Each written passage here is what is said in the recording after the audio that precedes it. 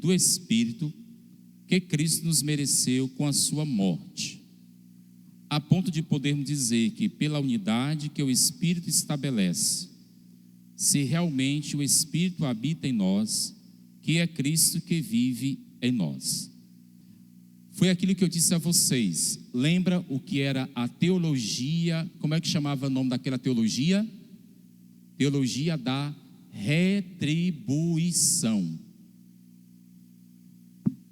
Eu tenho que fazer tudo certinho se eu for fiel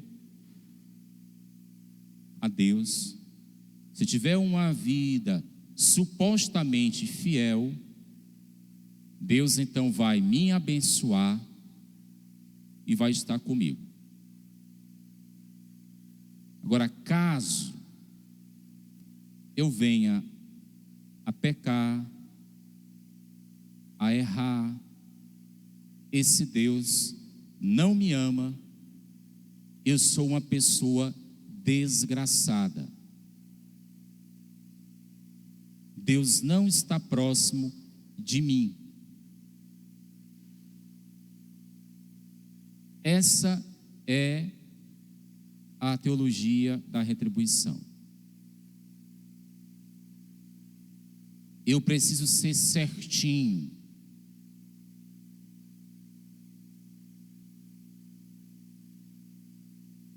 São Paulo vai dizer aqui, não é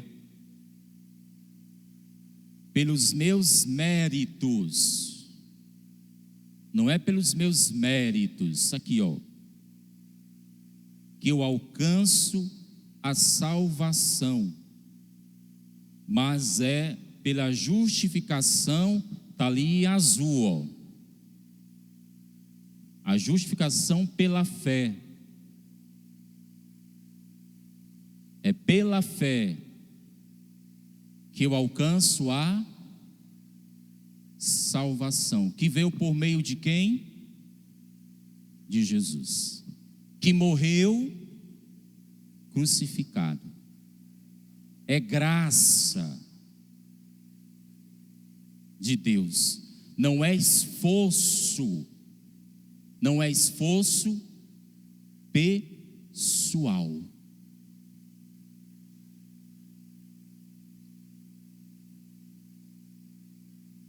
É dom.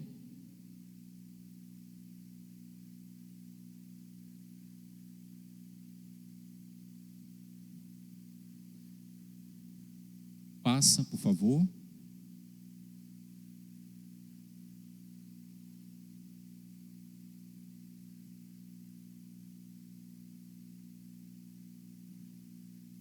Substituir, olha o que diz São Paulo, segunda carta aos Gálatas. Substituir o Cristo crucificado pela lei não passa de uma miragem. O que é miragem?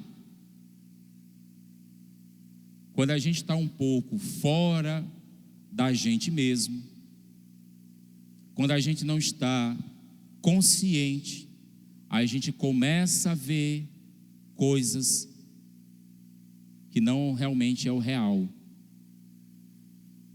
Começamos a projetar coisas distorcidas. Entenderam? Nós começamos a projetar coisas distorcidas.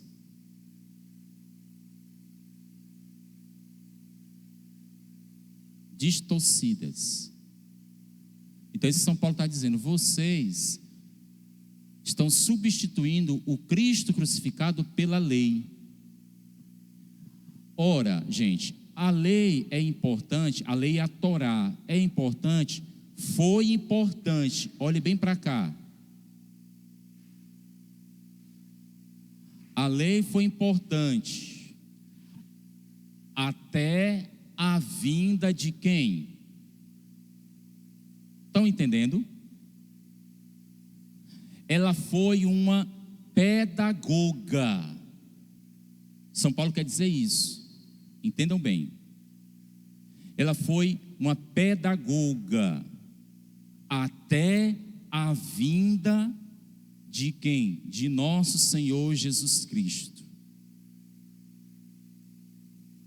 Porque senão vocês vão perguntar, ou quem está nos assistindo vai dizer assim: nossa, o padre aí acaba de dizer que a lei então não serviu para nada. Não, a lei veio, trouxe um ensinamento, mas ela serviu para ser esse ensinamento, mas em Jesus veio o verdadeiro cumprimento pleno da lei. Entenderam? Ok? Dá um passo à frente. É uma insensatez, simplesmente porque o Espírito é que dá a vida de Deus comunicada ao homem. Somente pode ser alcançado pela fé naquele que por nós morreu. Romanos 3, 21, 31. A essa altura, Paulo lembra a experiência que os gálatas tiveram do Espírito quando da sua pregação no meio deles. Isso aconteceu exatamente porque deram a sua adesão de fé àquele que a lei anunciava. Desconhecer o valor da fé para tornar a lei condição única de salvação é uma opção humana de se relacionar com a revelação. Temos que morrer para a lei, para viver pela... Olha aí, São Paulo vê, vocês agora devem morrer para a lei. Vocês agora devem viver pela fé em Cristo Jesus. Não mais segundo a lei, mas segundo a lei de Cristo. Naquele que a lei, olha aí, naquele que a lei, olha, volto para cá, naquele que a lei, quem é que a lei pré-anunciava? Esse é o argumento de São Paulo. Estão entendendo agora? Esse é o argumento de São Paulo. A lei preparou. Por isso que vocês viram aí na carta, por isso vocês viram aqui, quem é que na carta aos Gálatas, vocês devem perceberam aí, quem é que na carta São Paulo dá exemplo aí como homem de fé? Quem é? Começa com A. Abraão, não é não?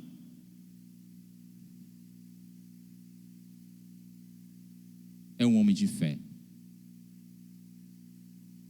Abraão, como exemplo de fé.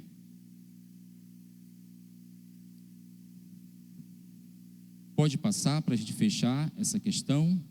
Portanto, a fé em Cristo e não a observância da lei é a condição da graça da justificação.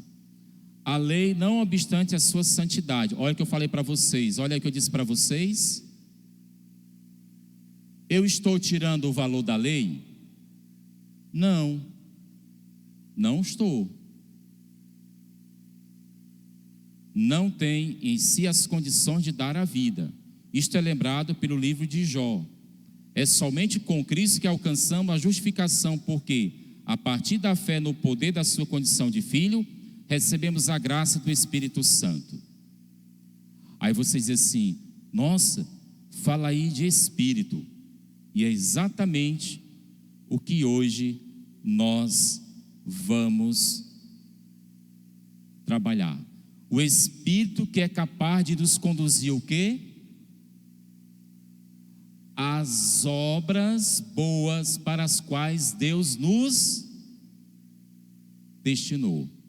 E aí eu peço então a vocês, por isso que hoje nós vamos dar um avanço. E aí peço vocês que abram capítulo 5 da carta aos Gálatas, Bíblia na mão. Agora acenda as luzes, faça-se a luz.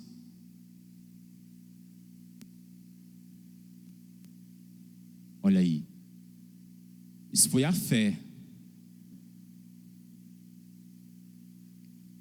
Capítulo 5, olha aí, aqui é bonito demais. Capítulo 5, olha o que diz o capítulo 5.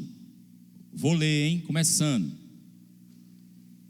É para a liberdade que Cristo nos libertou. Capítulo 5 aos Gálatas. Acompanhe bem, gente, acompanhe bem. É para a liberdade que Cristo nos libertou. Permanecei firmes. Pode tirar esse slide aí, viu, Cristina? Não tem mais nada aí não. Portanto, e não vos deixeis prender de novo ao jugo da escravidão. Atenção, eu, Paulo, vos digo: se vos fizerdes circuncidar, Cristo de nada vos servirá. Declaro de novo a todo homem que se faz circuncidar, ele é obrigado a observar toda a lei. Rompeste com Cristo, vós que buscais a justiça da lei. Caíste fora da graça.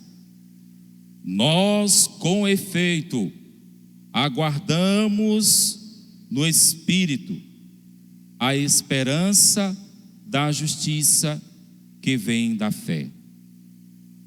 Pois em Cristo nem a circuncisão tem valor, nem a incircuncisão, mas apenas Cristo Jesus, mas apenas a fé agindo pela caridade.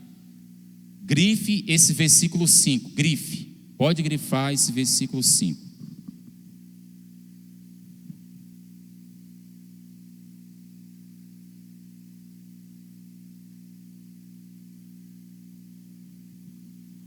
O que é que significa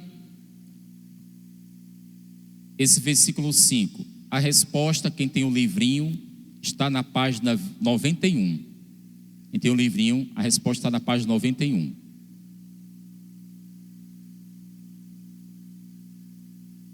É mesmo, padre? É.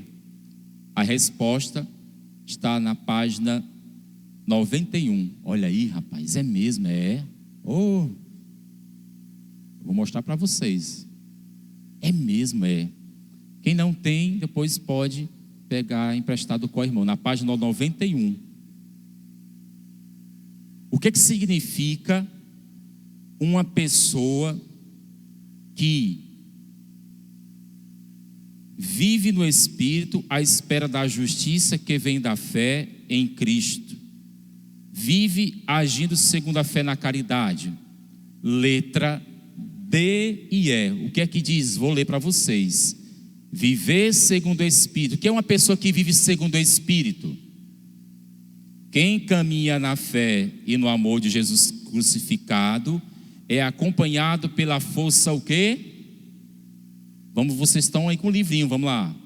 Pela força criadora, profética, sapiencial e libertadora do Espírito para viver do modo como Jesus viveu, na liberdade, na justiça e no amor, criando o quê? Irmandade, paz e esperança. Olha aí o que é uma pessoa que vive segundo o Espírito.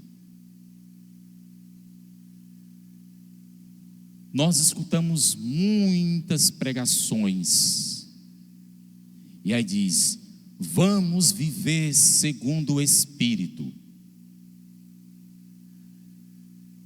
Aí nós saberemos se essa pessoa vive segundo o Espírito, está aqui.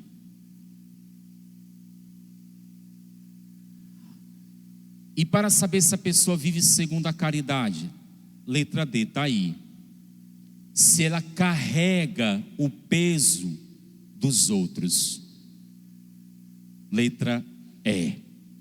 O que é que diz? Nas comunidades de Gálatas, e hoje também, nas comunidades de hoje, alguns membros movidos pelo espírito da alenização radicalizaram a liberdade e a transformaram em o quê? Libertinagem. Lembra que eu falei para vocês? Os judaizantes transformaram a liberdade em... Eles carregavam o peso uns dos outros? Carregavam. Isso era caridade.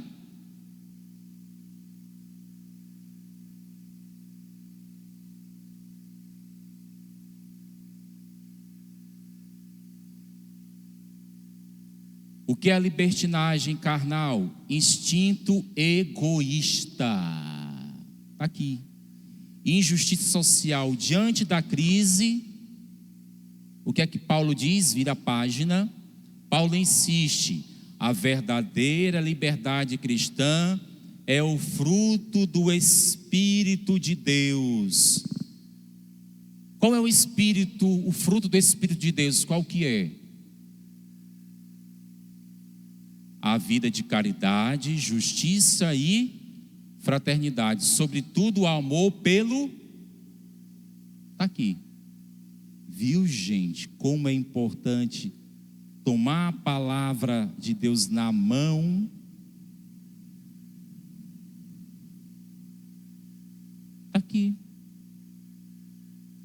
Isso aqui vale para todos os movimentos pastorais, associações, grupos da nossa igreja. Isso aqui é a palavra de Deus.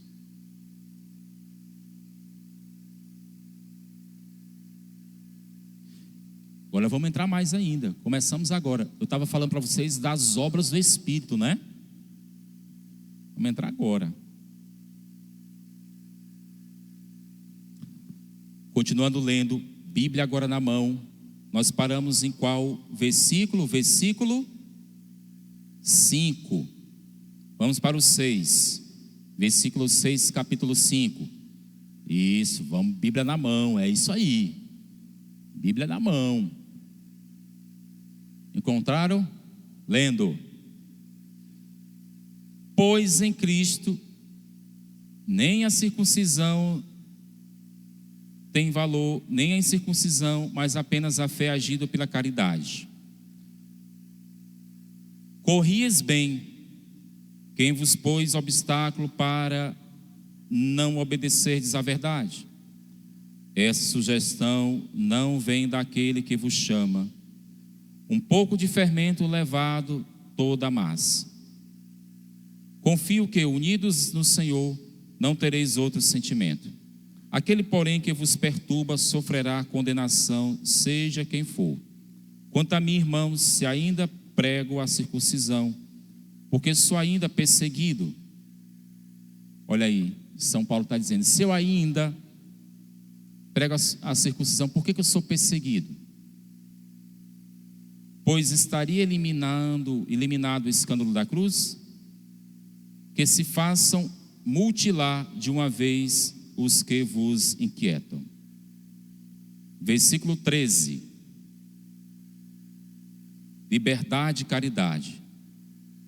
Vós fostes chamados à liberdade, irmãos. Entretanto, que a liberdade não sirva de pretexto para a carne, mas pela caridade. Colocai-vos a serviço uns dos... Quem quiser escrever do lado da Bíblia, coloque assim: os frutos do Espírito e as obras da carne. Está aí. Se vocês quiserem fazer uma pregação um dia sobre os frutos do Espírito Santo e as obras da carne, começam aí então, que nós chamamos aí, esse versículo 13, até o versículo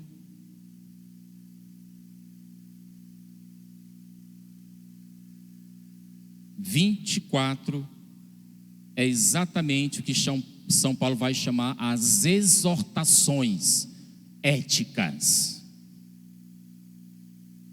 E aqui agora eu quero parar com vocês exatamente para aprofundar. Por isso que hoje eu queria explicar um pouquinho sobre isso para vocês.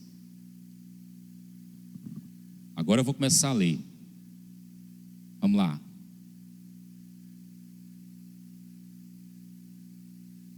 São Paulo vai falar aí nesses versículos aí, sabe o quê? Sobre as verdadeiras liberdades dos fiéis. Aí nesses versículos São Paulo vai falar os frutos, repito, do Espírito. Estão entendendo, gente? Eu quero que vocês me deem uma resposta. Vou repetir, quantas vezes for necessário. São Paulo vai falar aí do versículo 13 até aí o 24, os frutos do Espírito e as obras da carne. Segundo, São Paulo vai falar aí sobre exortações éticas. Ele vai exortar. Terceiro, São Paulo vai falar aí sobre a verdadeira liberdade dos fiéis. Ele vai falar, olha, eu vou mostrar para vocês qual é a verdadeira liberdade. Estão entendendo?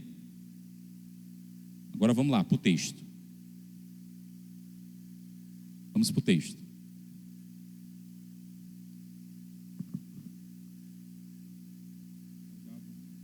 Já vamos pegar o livrinho para vocês entenderem.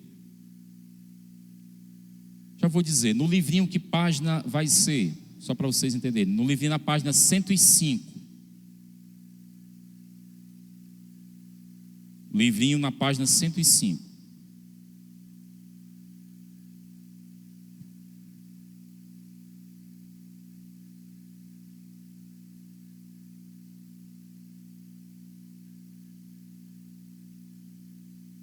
Pegando a Bíblia, vamos lá.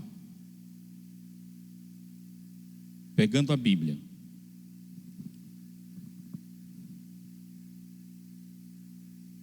Versículo 14, vamos lá. Pois toda a lei está contida numa só palavra: amarás o teu próximo como a ti mesmo. Mas se vos mordeis e vos devorais reciprocamente, cuidado, não aconteça que vos elimineis uns aos outros. Ora, eu vos digo, conduzi-vos pelo Espírito, e não satisfareis os desejos da carne. Pois a carne tem aspirações contrárias ao Espírito, e o Espírito contrários à carne. Eles se opõem reciprocamente, de sorte que não fazeis o que quereis. Mas se vos deixais guiar pelo Espírito, não estáis debaixo da lei. Ora, as obras da carne são manifestas.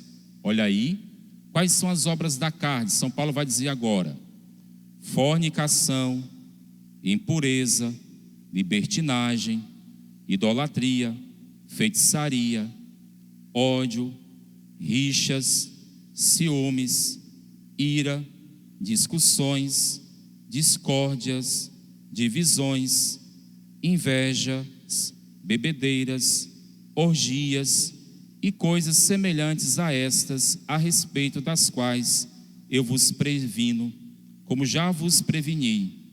Os que praticam tais coisas não herdarão o reino de Deus. Olha agora aqui bem para mim.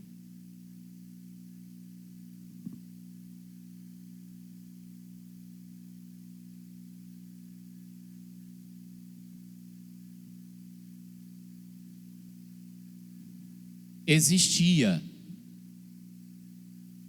na comunidade dos Gálatas costumes de consultarem horóscopos,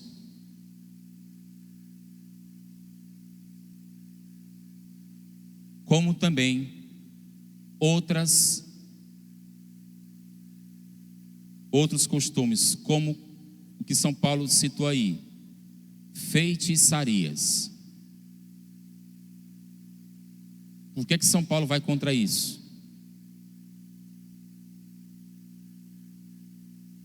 Então essas são obras da carne. Comentário.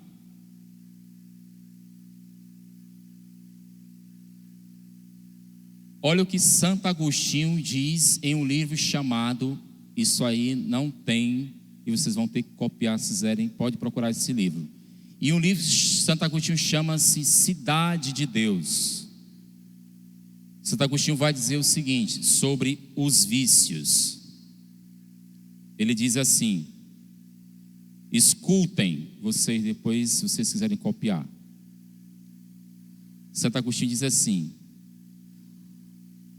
a vida da carne, que alguém vive segundo a carne, quando vive para si mesmo. Que é uma pessoa que vive segundo a carne? É uma pessoa que vive para si mesma. Copinha aí. Uma pessoa que vive segundo a carne é uma pessoa que vive segundo a carne, uma pessoa que é carnal. São Paulo dizia uma pessoa libertina.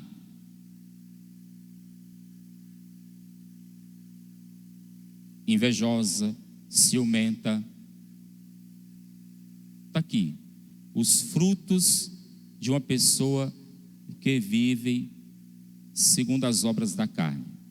Continua Santo Agostinho: por isso, neste caso, por carne entende-se todo homem. Quando Santo Agostinho fala todo homem, é o ser humano. Já que tudo que provém de um amor desordenado a si mesmo, toda pessoa que vive desordenadamente,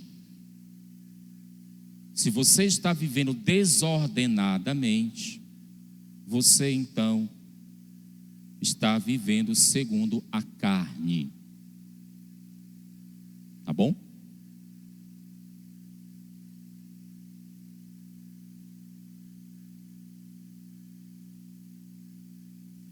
Lembrando, e aqui eu quero entender para vocês, porque há muitas pessoas que depois vão assistir isso aqui, e eu quero falar isso para vocês.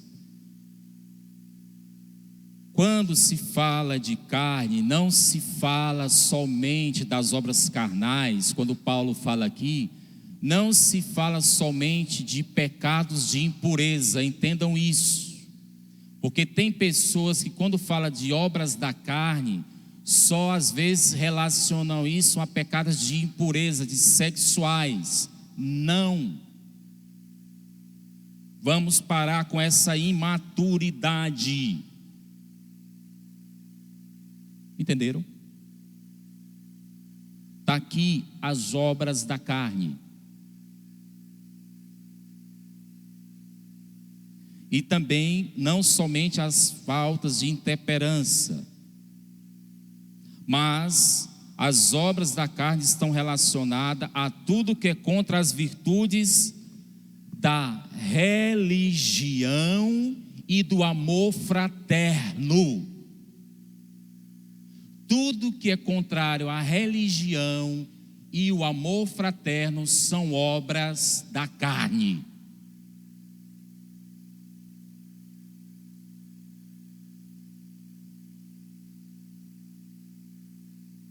Ah, como eu gostaria que aqui estivesse cheio, porque precisa pessoas ouvirem isso. Tem gente que acha que tudo que é impureza está relacionado somente a coisas sexuais. Imaturidade.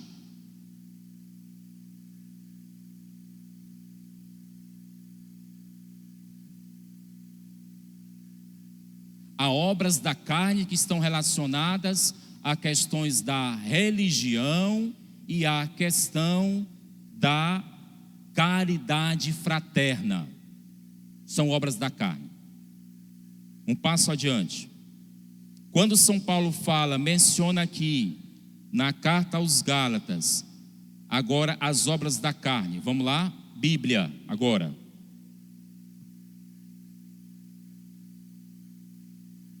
Bíblia.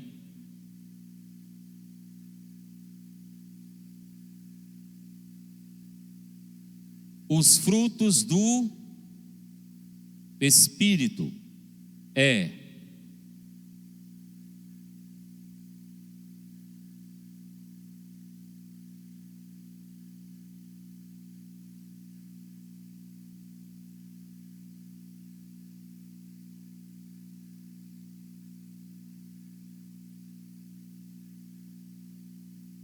os frutos do Espírito é amor, alegria, paz, longanimidade, benignidade, bondade, fidelidade, mansidão, autodomínio.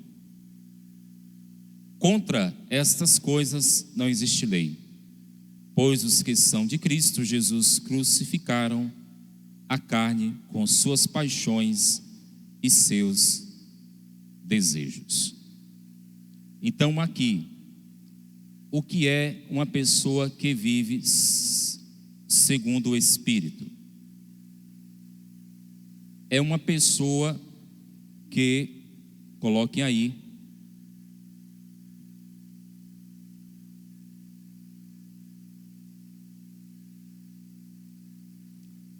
uma pessoa que vive segundo o Espírito é uma pessoa que não deixa se levar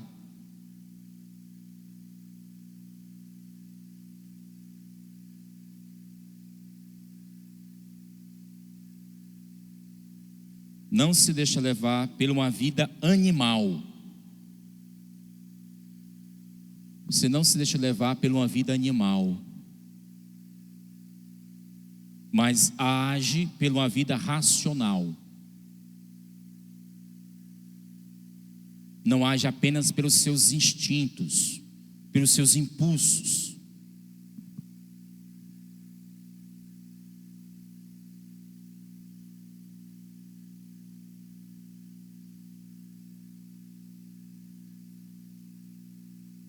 Se deixa atuar, como diz aqui São Paulo, se deixa atuar pelo Espírito. Atuar pelo Espírito. A palavra, atuar pelo Espírito Santo. Aqui, depois nós vamos ver no livrinho, vamos já ver no livrinho, só para aprofundar, vocês vão ler lá. O Espírito Santo que é Ruá, R-U-A-H, Ruá, pelo Espírito Santo, que é o que? Sopro, a palavra Ruá, sopro, vida, Ruá. O que é a pessoa que se deixa renovar pelo Espírito? Pelo sobrenatural. A gente se deixa transformar pelo sobrenatural. Eu dou espaço para o sobrenatural. Tem pessoas, aqui como na comunidade dos Gálatas, que não davam espaço para o sobrenatural, só dava espaço para as obras carnais. Quando eu não dou espaço para as obras do Espírito, é difícil. Eu não dou espaço para o sobrenatural.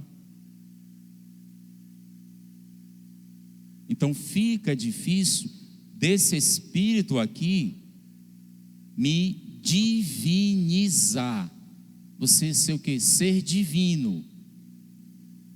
É isso que São Paulo quer dizer. Eu preciso me deixar invadir pelo Jesus ressuscitado. Qual foi o versículo que eu dei para vocês ontem à noite rezarem? Alguém lembra? E o que é que dizia? 2:20? Não era 2:20, não era? Dizia: já não sou eu que vivo, mas é Cristo que vive em mim. Pronto.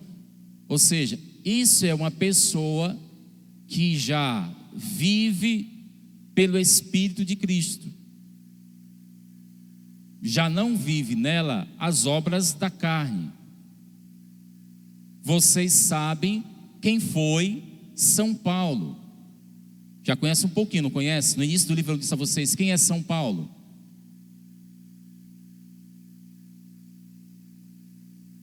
Vou pegar o livrinho aqui que nós estamos acompanhando, só para vocês, na página 12, 13 e 14 e 15, 12, 13, 14 e 15, vai falar um pouquinho lá, só anotem aí, quem era São Paulo. Ele deixou se transformar pela a experiência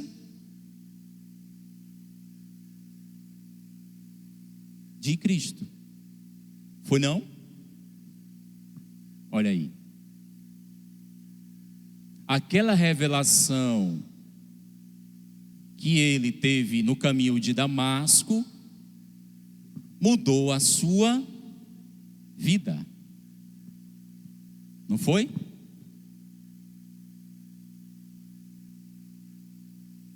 Na página 12, 13, 14 e 15, tem lá então essa experiência. Tá? Então a gente pode ver isso. Tomando o livrinho agora, o livrinho.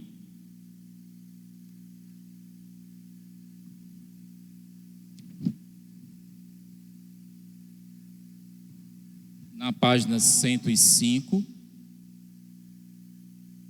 vocês vão ter esse aprofundamento um pouco mais do que eu disse para vocês.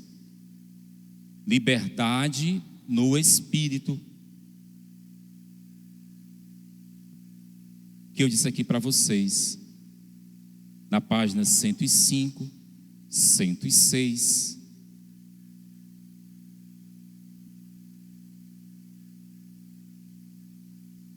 Na página 109, por exemplo, olha aí.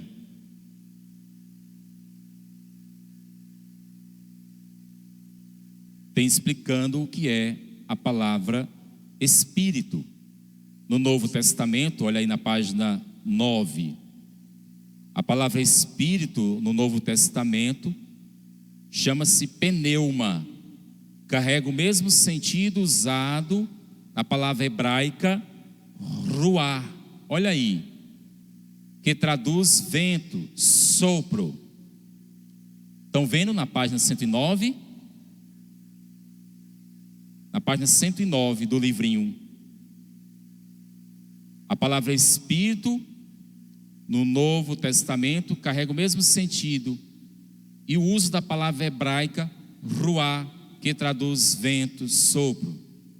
Ó vento impetuoso, está aí, vento. Vento.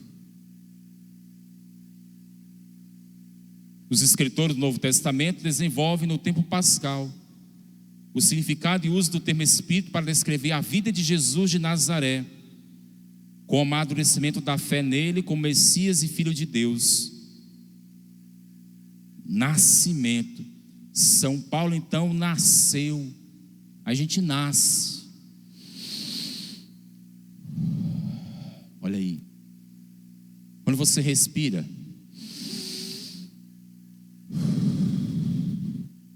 está renovando o ar.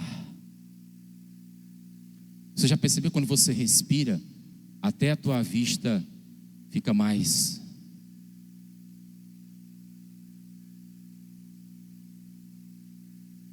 fica melhor? Só que a gente não respira, a gente demora para respirar.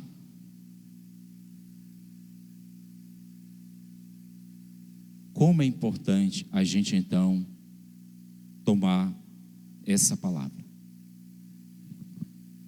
Eu queria agora tomar só um outro versículo, que eu anotei aqui, que o nosso tempo, infelizmente, é pouco, não dá para a gente falar tudo.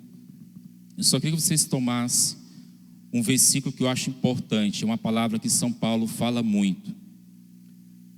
No capítulo 4, vocês tomassem aí, capítulo 4,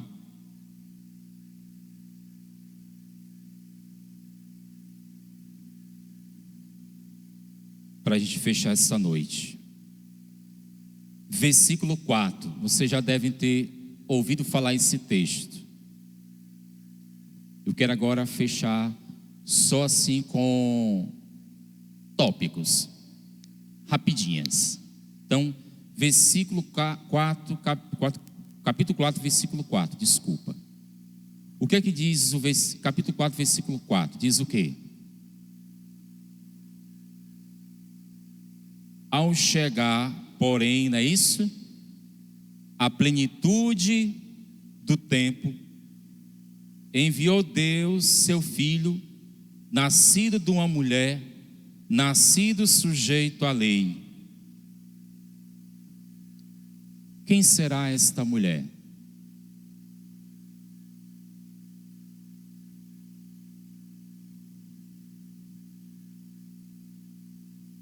Quem é esta mulher? Sim, a Virgem Maria. Esse texto diz, os estudiosos, dos poucos textos do Novo Testamento, poucos, que faz referência, além do Evangelho, claro, de Lucas, né? Nós temos o Evangelho de Lucas, né? Mas aqui é sim uma grande referência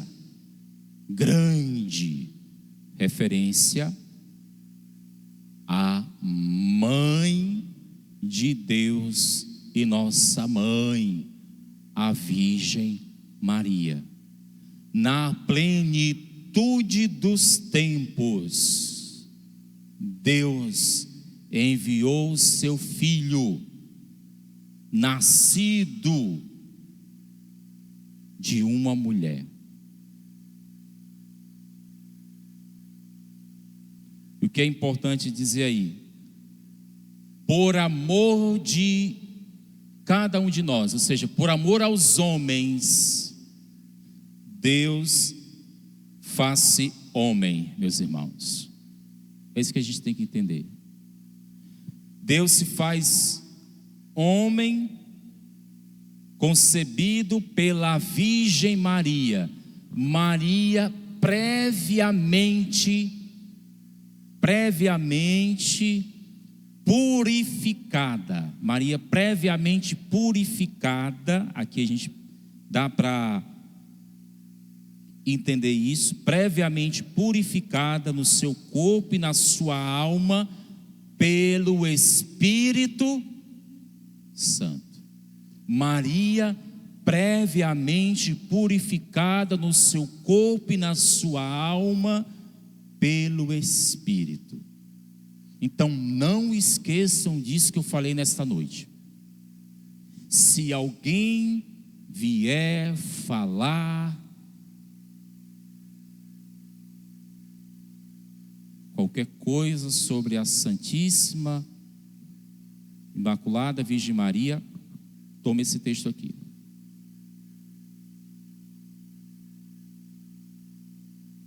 Carta aos Gálatas está bem aqui. Nós sabemos em que ano foi escrita. Está aqui. Muitos colocam de 53 a 57, outros de 53 a 55. Essas datações, eu digo para vocês sempre o seguinte: coloquem aproximadamente. Tem no livrinho aqui. Eu andei comparando com outros livrinhos. Essas datações dos livros, os meus professores sempre diziam, eu digo, aproximadamente 53 a 55, 54 a 56, a gente sempre coloca aproximadamente, porque nós não temos datas exatas. Tá bem? Você pega um livro e outro, sempre vão colocar 53 a 55, 53 a 56, 54 a 56, aproximadamente de 53 a 56, tá bom? Aproximadamente, que a gente fica aí. Outra, para a gente fechar, é capítulo 4, versículo 6, para a gente terminar. E amanhã a gente vai concluir, que é um resumo total. O que diz o versículo 6? E a prova que sois filhos é que Deus enviou aos nossos corações o Espírito de seu Filho, que clama: Abá, ó Pai.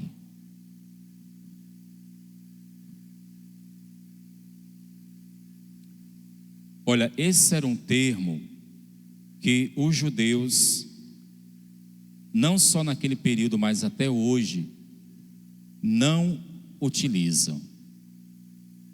Mas Jesus utiliza esse termo, tá? Utiliza esse termo para significar o quê? Confiança e ternura. E interessante que Jesus também usa esse termo, que é próprio das crianças. Esse termo é um termo próprio das crianças pequenas.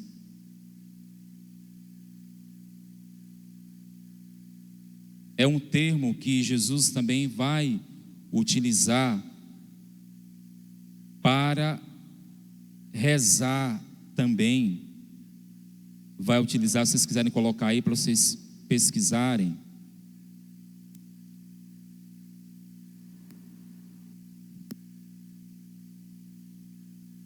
Lá em Romanos, anotem aí, Romanos, coloque do lado, Romanos, capítulo 8, versículo, Paulo vai usar, né, essa mesma doutrina, em Romanos 16, 17, só copinha aí. Capítulo 8, versículo 16, 17.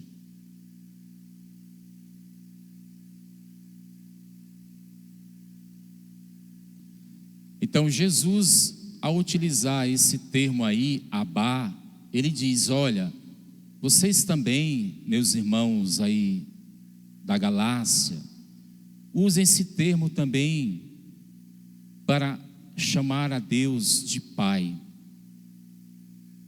Tenham confiança que Deus, Ele é Pai. Tratar Deus com a mesma confiança, tratar Deus com a mesma ternura, como que um pai, né, como que um filho pequeno trata quem? O seu pai. Abá, ó Pai. Então isso foi uma coisa assim que tremeu, porque Jesus chama a Deus de papai, paizinho. E isso não era costume de maneira alguma. Porque essa palavra Abá é um vocábulo aramaico, tá? É um vocábulo aramaico, que traduzindo do aramaico é pai. Então Jesus trata Deus com muita ternura, com muita afetuosidade.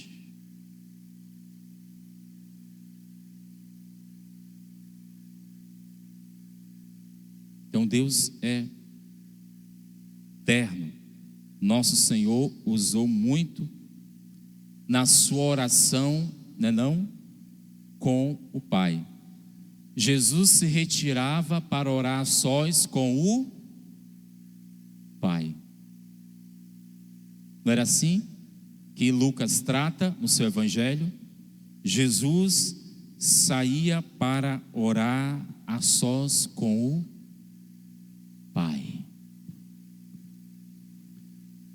É isso, meus irmãos. Glória ao Pai, ao Filho e ao Espírito Santo. O Senhor esteja convosco. Desça sobre vós a bênção de Deus Todo-Poderoso, Pai e Filho e Espírito Santo. Boa noite, e amanhã nós vamos finalizar com um resumo geral de tudo.